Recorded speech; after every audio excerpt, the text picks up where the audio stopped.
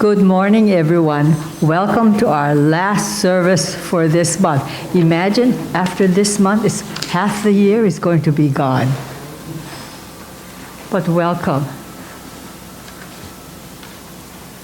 The ringing of the kansho signifies the start of the service. Please sit quietly.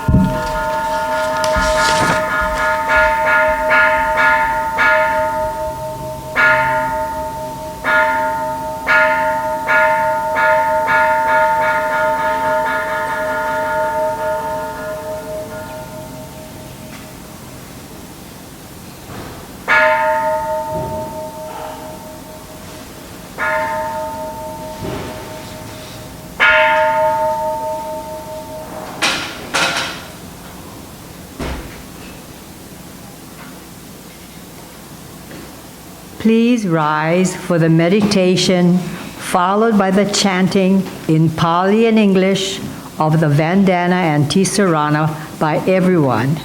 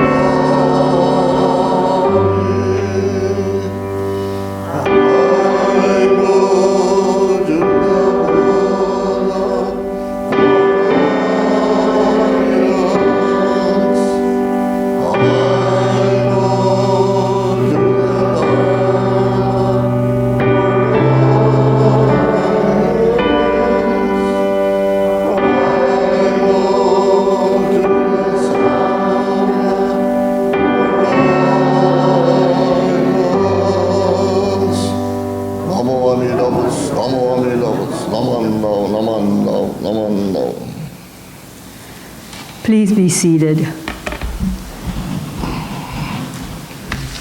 We'll now have the Bu Jo and Aspiration by Reverend Dr. Sumikawa.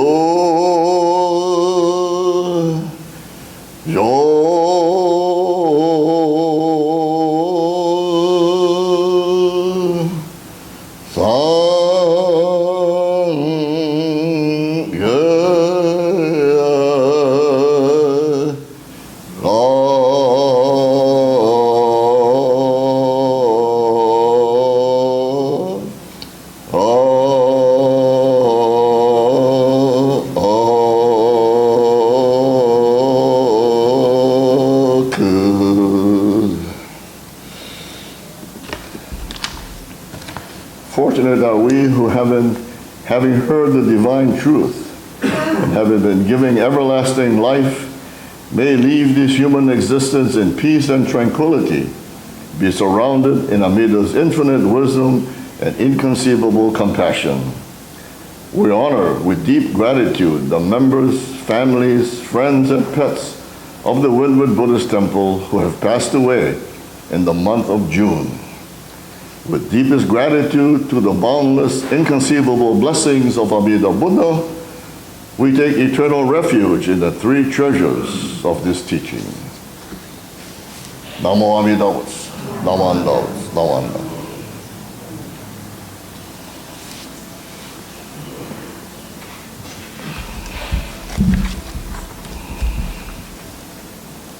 Today's remembrance. We will now have the remembrance of those who passed away this month in any year, individuals and pets. Reverend Dr. Sumikawa will hit the gong several times to start this portion of the service.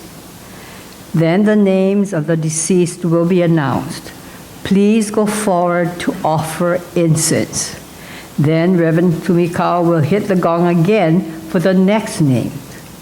After the last name is called and incense offered, he will then hit the gong several times.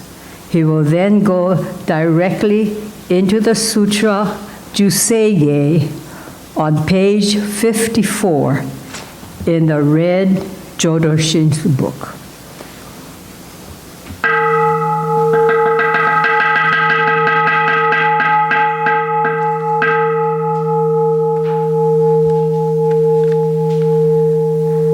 Miyako Ochikubo.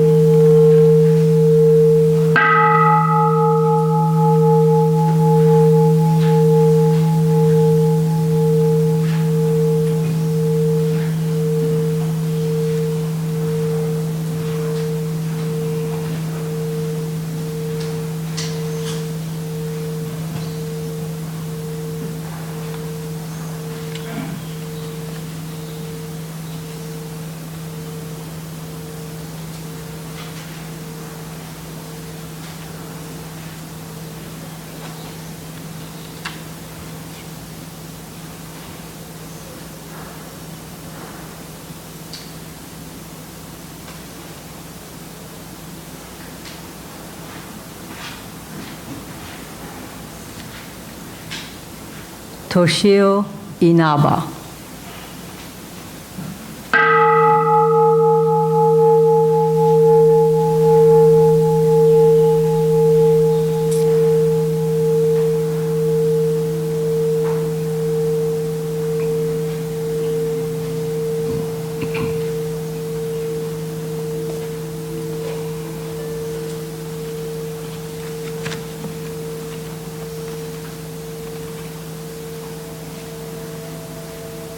And Tofu Miyamoto and Shizue Yonamine.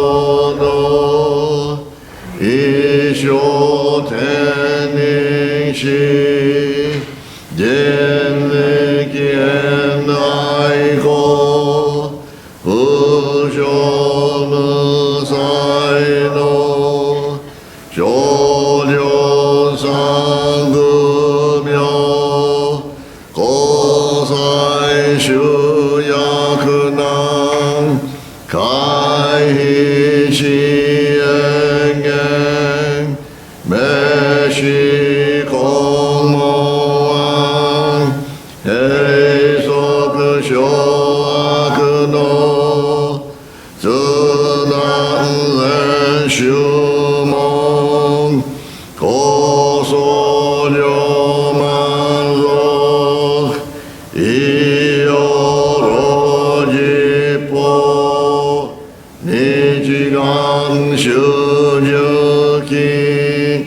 天空复原，一修开合作，可水孤独可好，有来修就，谁不信息可，可有一塞不，可所可修多可好。干练心中满，多故意伤害哟，鸟们不给起，这般你不修，干可为多是三修松。시간 약곡한 날생오 간도 고구쇼 대닝 도식묘케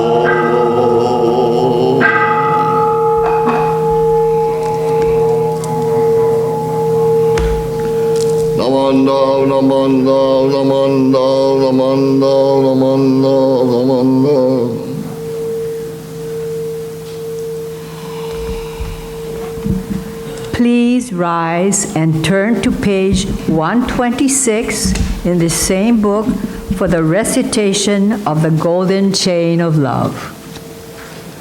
Page 126.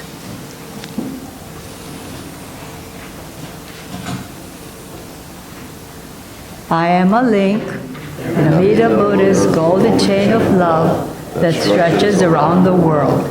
I must keep my link bright and strong. I will try to be kind and gentle to every living thing and protect all who are weaker than myself. I will try to think pure and beautiful thoughts, to say pure and beautiful words, and to do pure and beautiful deeds, knowing that what I do now depends not only my happiness or unhappiness, but also that of others. May every link in the Buddhist chain of love be bright and strong, and may we all attain perfect peace. Namu. Please continue to stand for the Gatha. Namu Amida Butsu on page 104 in the brown Praises of the Buddha book.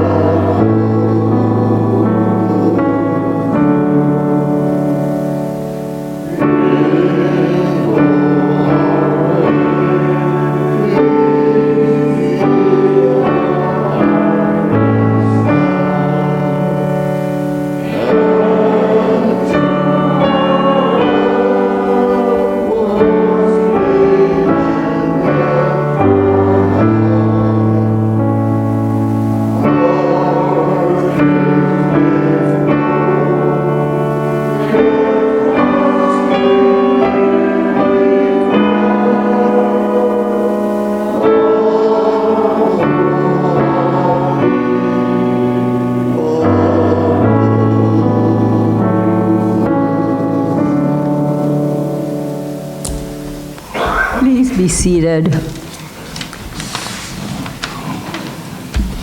Our Dharma talk this morning for our remembrance service is Reverend Dr. Sumikawa.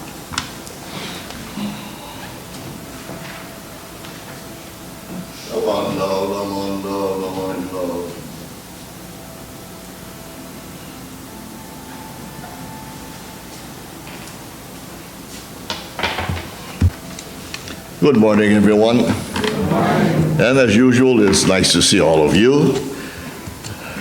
I hope you had a great Father's Day last week.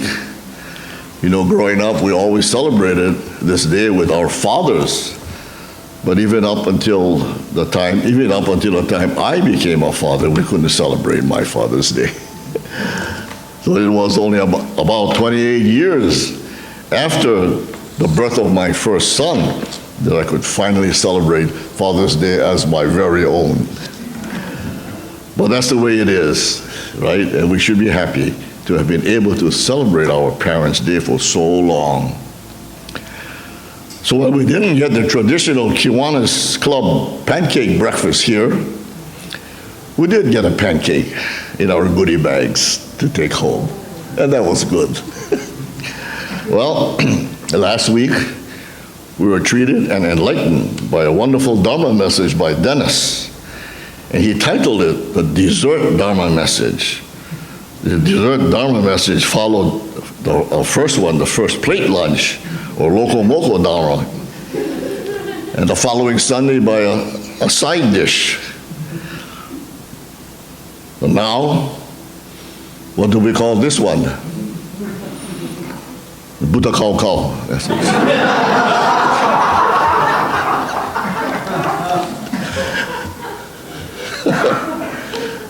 Don't laugh, you know, because island pigs are really good. Anyway, I wonder what the next speaker will bring. So let's put our hands together as I read these words. In order to guide sentient beings, even though they commit evil all their lives, Amida urges them to say the name, vowing not to attain Buddhahood, even if they are not born into the Pure Land. Namu Amida Butsu. Namu Amida Butsu. This was taken from the Wasang, one of the songs that was written by Shinran Shonin in the Jodo Wasang, the hymns of the Pure Land. Well, the pandemic has been with us for so long, and it has taken a toll on our lives, especially those members of Generation Z that has been called the most depressed generation. And members of this group, more than the older peers, tend to seek out the mental health counseling or therapy. It has climbed during the pandemic. Across the world, rates of depression and anxiety rose by more than 25%, according to a foundation that's devoted, this Annie Casey Foundation, that's devoted to developing brighter future for children and young adults alike with respect to their educational, economic, social, and health outcomes. They are looking for something more meaningful in their lives. In the larger Sutra, that was written over 2,000 years ago, it has words that were profound, words that will open our eyes to our own life and to make us reflect on how we view things that may be of concern only to us in our limited worldview of things. So the Buddha said, in reference to people's dissatisfaction in life, whatever the reason, it all boils down to dissatisfaction with one's lot, and this will cause unhappiness.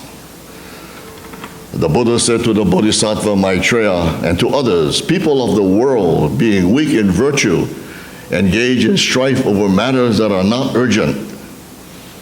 In the midst of abject wickedness and extreme afflictions, they painstakingly toil for their living, whether noble or corrupt, rich or poor, young or old, male or female, all people worry about wealth and property. In this, There is no difference between the rich and the poor, for both have their anxieties. And so groaning in dejection and sorrow, they pile up thoughts of anguish, or driven by inner urges, they run wildly in all directions and have no time for peace or rest. And the Buddha goes on, for example, if they own fields, they are concerned about them. If they have houses, they worry about them. With deepening troubles, they sigh repeatedly, and anxiety increases and torments and terrifies them. Don't we have that sometimes too, right?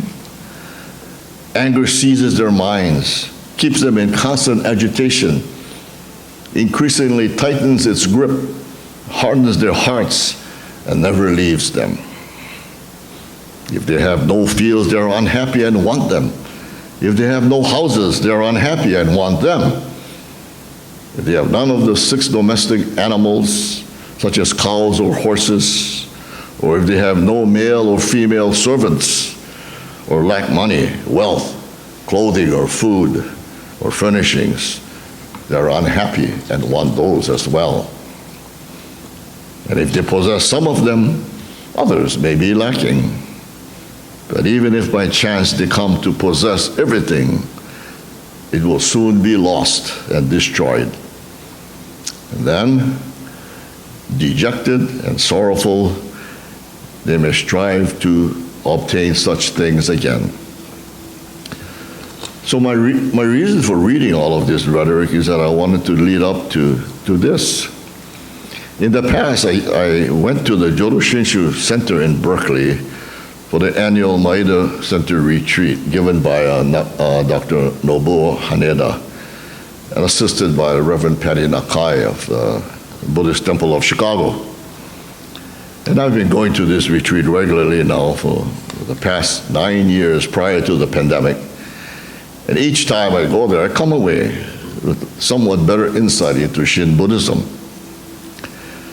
There are usually about 50 people or so in attendance, and they come from all over the West Coast, some even from New York, including a few ministers from the Sacramento Buddhist Church. Well, let me tell you about this one experience that took place at the conclusion of the retreat.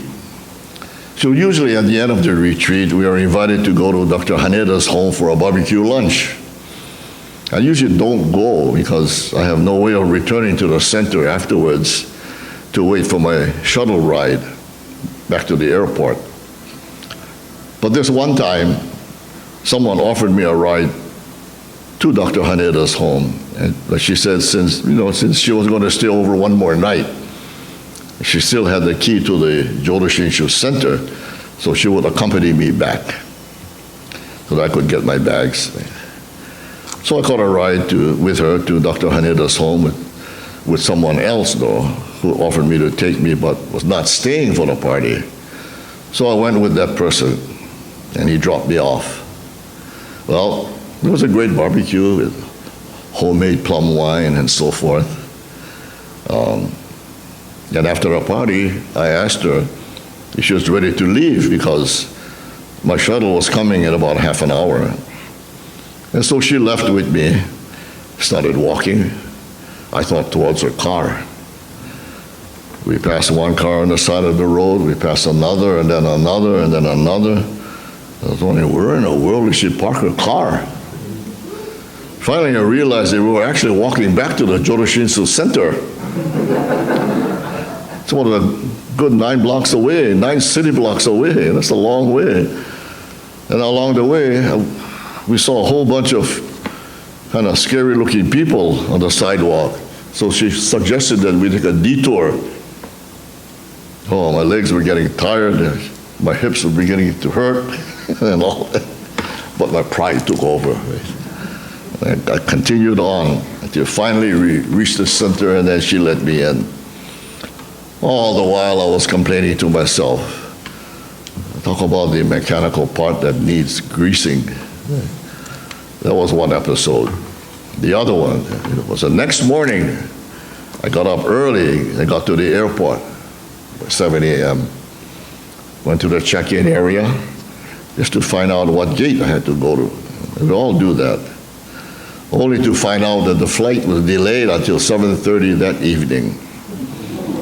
So I stood in line for about an hour and a half to determine what options I had. And when they finally got to me, they gave me two options. One was that if I waited until 7:30, they would give me a voucher for a future flight. That sounded good, right? The other option was that they would put me on a United Airlines flight that was leaving in about an hour. So, being that I had to be back in Honolulu in the morning, I took that United option. Problem was that it was in another terminal. Not thinking that I could catch the shuttle, because now I have to wait for the shuttle, I began to walk to the next terminal. This time I had to practically run to get there. So they gave me an aisle seat, made me so happy. Well, when I finally boarded the plane, this lady was sitting right on my assigned seat. So I gently told her that, ma'am, I think you're in the wrong seat. She ignored me. So I asked her again.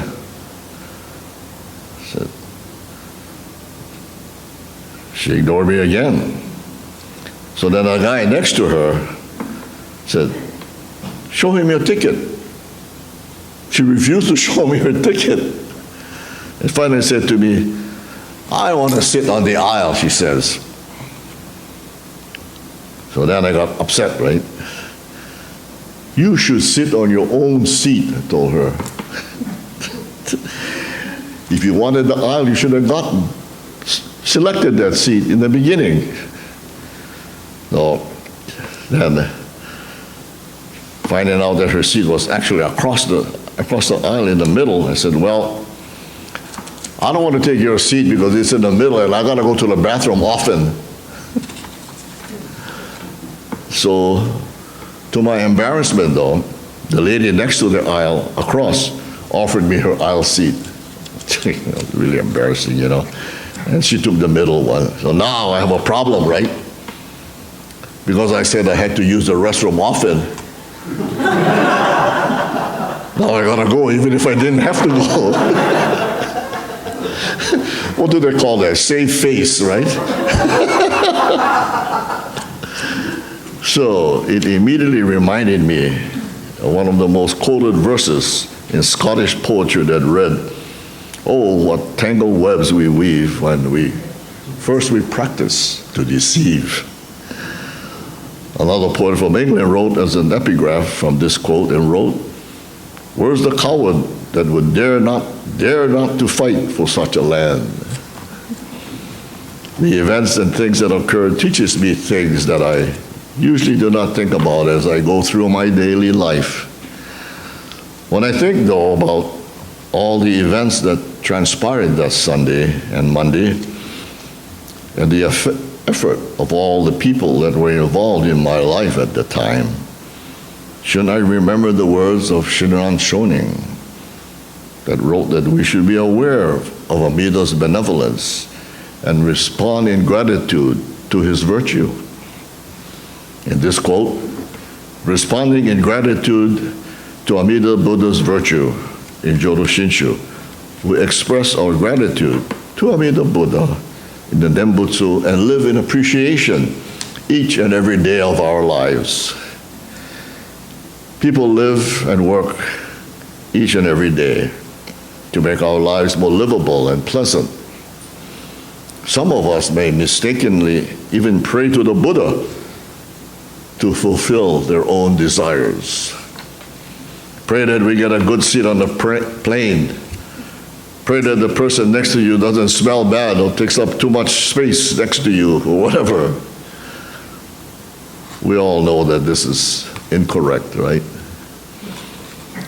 The vow of the Bodhisattva Dhammakara was made to save us, to enlighten us to live in this world the best way that we can, in deep gratitude for all the benefits we receive through other beings and other things.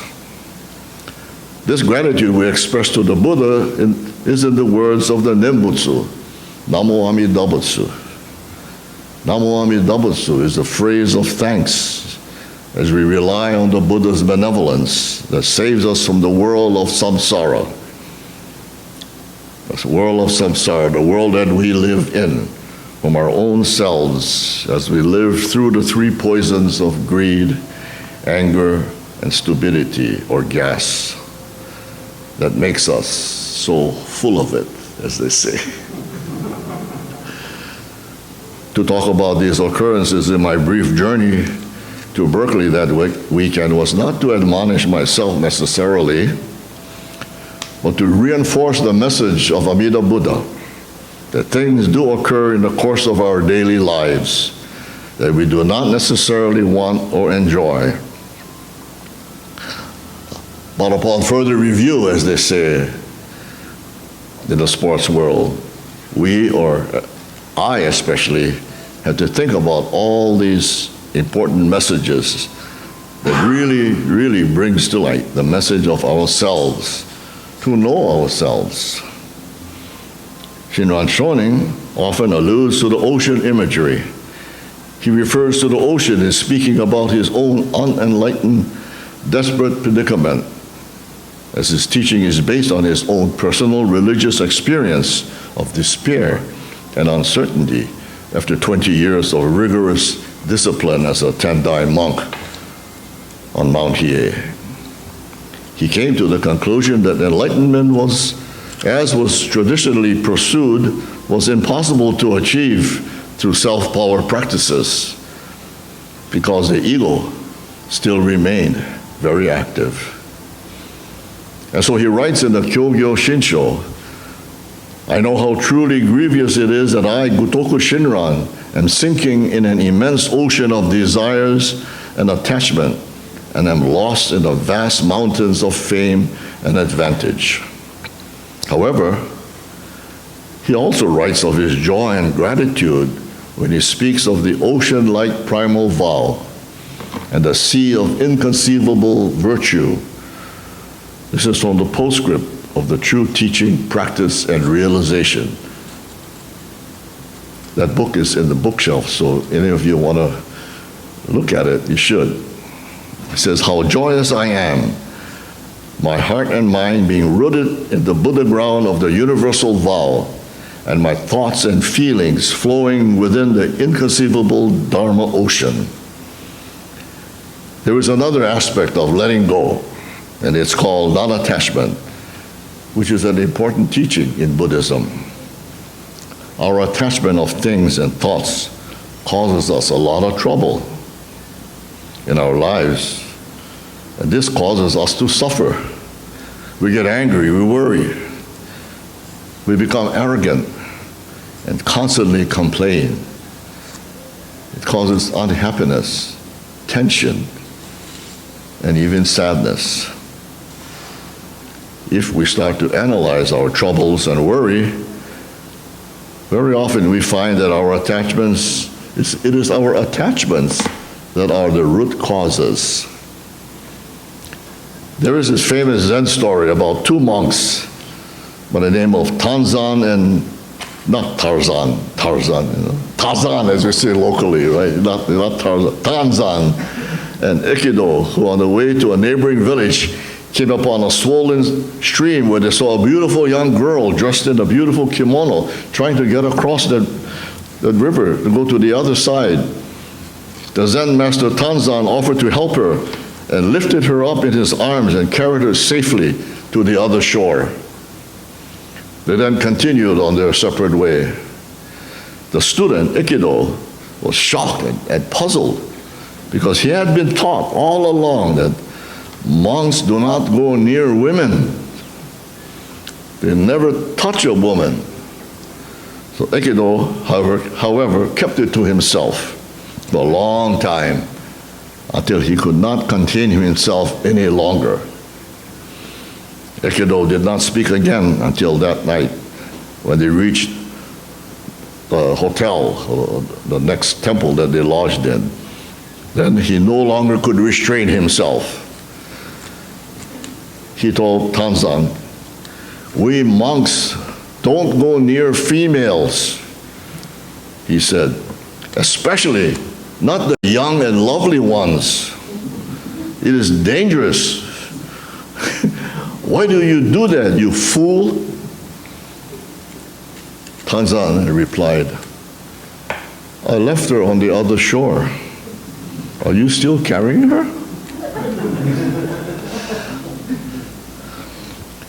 The Buddha said in the Dhammapada, "He who is influenced by his likes and dislikes cannot rightly understand the significance of circumstances and tends to be overcome by them.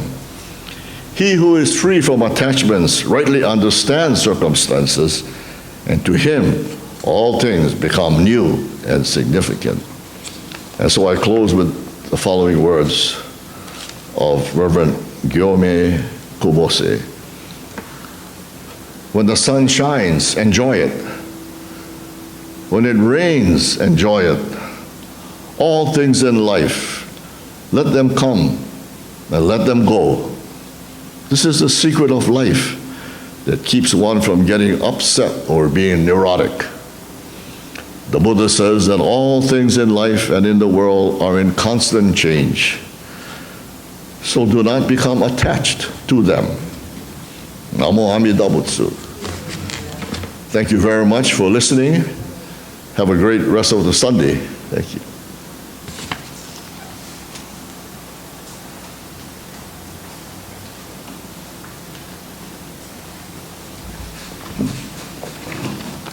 Thank you, Sensei. Did you all think about the way that you do things too in your life? And you can reflect now the things that you did that were not the right thing to do, or with the right attitude. So it makes you think, but it made me think about all the things. So thank you, Sensei. Would you please rise for the Gatha on this morn on page 118. Page 118 in this brown Praises of the Buddha book. And after that, please continue standing for the Nembutsu. And if you're not familiar with it, it's on page 107.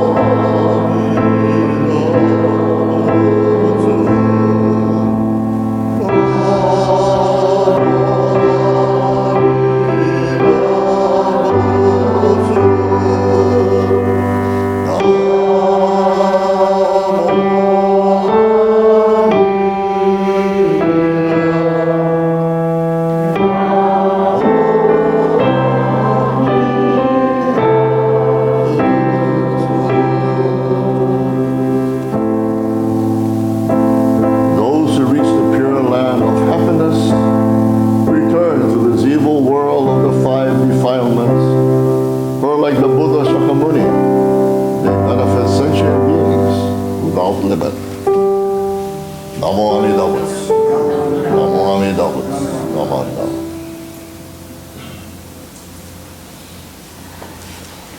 Please be seated. Before I go into the announcements, I'd like to say I'm glad to see people coming back. We have people who were here last Sunday or Sundays before, so it's so nice to see all of you. Thank you. Our next service will be our Obon service on July 3rd. Okay, that's our next Sunday. And we will have our guest speaker, a retired Reverend Jan Youth. Okay, so please come to the service. We, of course, have canceled Bon Dance because of the COVID situation. However, if you really need to have a Bon Dance, you can go to Mo'iliili Honganji's Bon Dance on July 2nd from 5 to 10. Okay, and it's going to be held in the old parking lot because it's a community thing. So they have, booths and all of that. So if you really you have to have your Bon Dance, then you can go on July 2nd, okay, from 5 to 10, okay, the Mo'iliili Honganjis. Okay, also, we are going to have a first Sunday activity at our next service. And President Prudence Kusano has told me she hasn't decided what the activity will be. Okay, so just to let you know. Okay, and last but not least, we are selling takuan, so if you would like to purchase takuan, they will have it out there that you can purchase.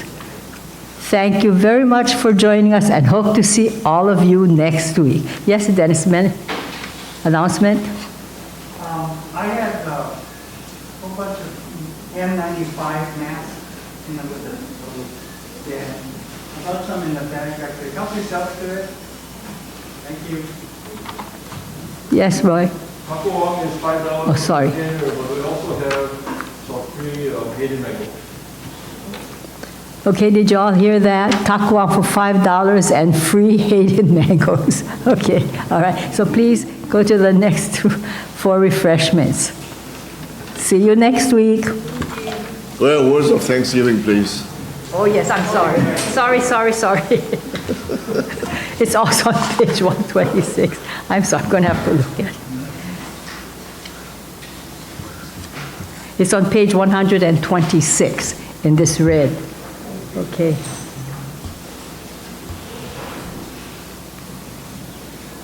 We are truly grateful for the wonderful food, a gift of life. May we share its benefits with all beings. As we partake of this food, let us remember Amida Buddha's compassion, which surrounds all people and all forms of life. Namu Amida Butsu. Itadakimasu.